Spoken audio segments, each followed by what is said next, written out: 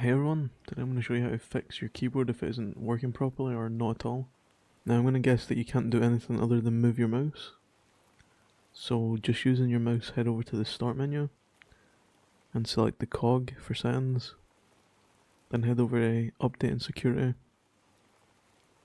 And then you're going to want to check for updates. Now if there is any updates, you're going to want to install all the updates that are available and any additional ones as well. But you don't have to update to Windows 11 if you have that option. You can still stay at Windows 10. After all the updates have installed and it's pending a restart, select start, then power and restart the computer.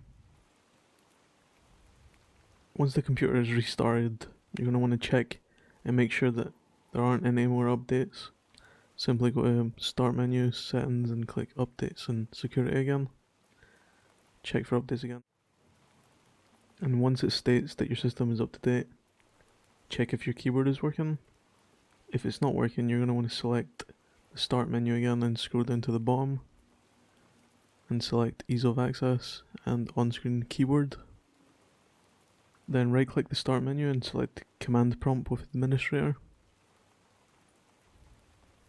Once the command prompt panel appears, you're going to want to type in sfc/scannow. You can type this in with a keyboard, or I'll have it in the description for you to copy and paste. Once you've typed it in, press enter. This will then scan your PC for corrupt files and repair them. This includes your keyboard and all other files. Once the scan is over, it should state that it's found a corrupt file and is repairing it. For me it hasn't, because I've already ran this and it's already repaired all my files. If your keyboard isn't working still, you might have to get in contact with the laptop's maker, or if it's a keyboard you'll have to get in contact with the person who made the keyboard and contact their support team. If you found the video helpful, don't forget to like, comment and subscribe. It really helped the channel a lot. I'll see you in the next one. Thanks for watching.